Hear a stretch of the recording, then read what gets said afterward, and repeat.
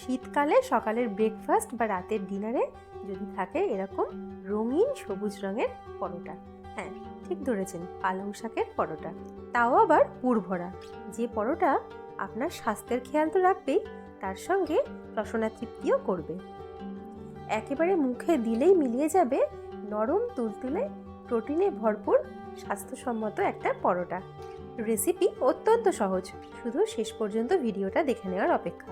তাহলে আর দেরি না করে ভিডিওটা শুরু করছি। আপনারা চ্যানেলটাকে অবশ্যই সাবস্ক্রাইব করে দেবেন আর ভিডিওটা শেষ পর্যন্ত দেখে নেবেন, তাহলেই দেখতে পাবেন কত সহজে বানানো যায় এরকম একটা সুস্বাদু আর স্বাস্থ্যসম্মত পরোটা। প্রথমেই নিয়ে নিতে হবে বাজার থেকে আনা একেবারে ফ্রেশ কচি পালং শাক। এগুলোকে ভালো করে ধুয়ে নিতে হবে, কারণ এর মধ্যে প্রচুর পরিমাণে পেস্টিসাইডস, ইনসেকটিসাইডস বা রাসায়নিক সার ইউজ করা হয়। তার জন্য পালং শাকটাকে প্রথমেই জলের মধ্যে 5 মিনিট মতো ভিজিয়ে রাখবো।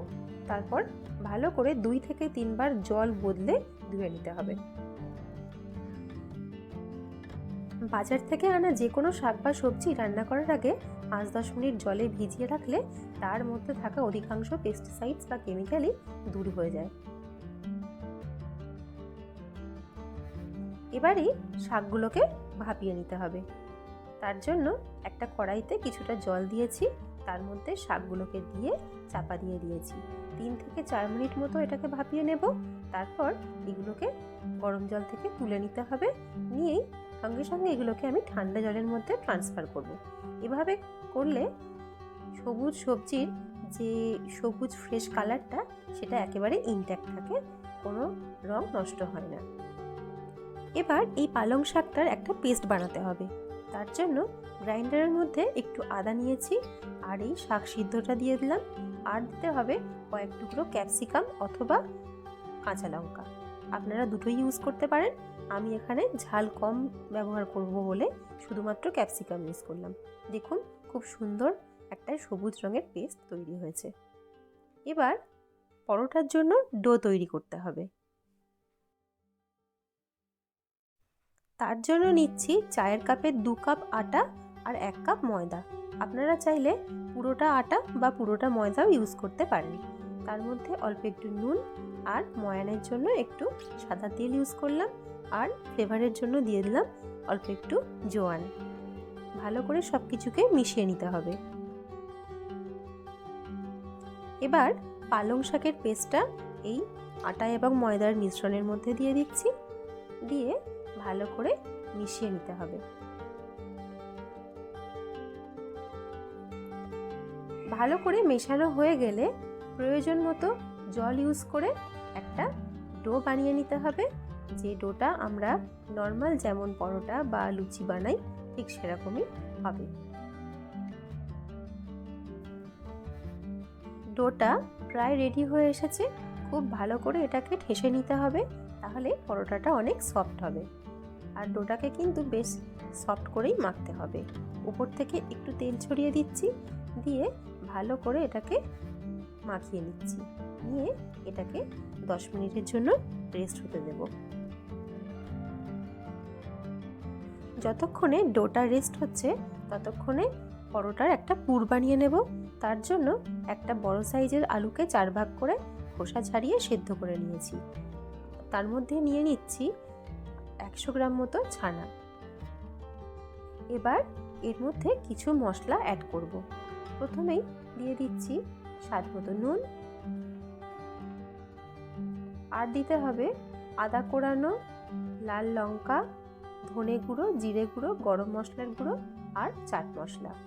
সব কিছুকে আমি দিয়ে দিলাম। তারপর ভালো করে মিশিয়ে নিচ্ছি। আর একটু ধনে পাতা কুচি দিয়ে দিলাম। আপনারা চাইলে কাঁচা লঙ্কা কুচিও এখানে দিতে পারেন, তবে আমি অ্যাড করিনি। পরোটার পুরটা রেডি হয়ে গেল। এবার ময়দা থেকে লেচি কেটে নিতে হবে। তার আগে ডোটাকে আরও ভালো করে একবার মেখে নিতে হবে। তারপর একটু বড় সাইজের লেচিগুলো বানিয়ে নিতে হবে। দেখুন বন্ধুরা, লেচিগুলোর কালারটা কি অপূর্ব লাগছে। এবার লেচিগুলোকে ময়দার সাহায্যে বেলে নিতে হবে। আজ আমি পরোটাগুলোকে রেক্ট্যাঙ্গুলার বা চৌকো শেপ দেব। তার জন্য প্রথমে ময়দা দিয়ে গোল করে পরোটাগুলোকে বেলে নিচ্ছি। বেশ কিছুটা বেলে নেওয়ার পর তার মাঝখানে 1 চামচ করে পুর দিয়ে দিলাম। তারপর 2 সাইড থেকে ফোল্ড করে দিয়ে একটা চৌকো বা চারকোনা শেপ দিয়ে নিচ্ছি। এরপর খুব হালকাভাবে সাবধানে পরোটাগুলোকে বেলে নিতে হবে।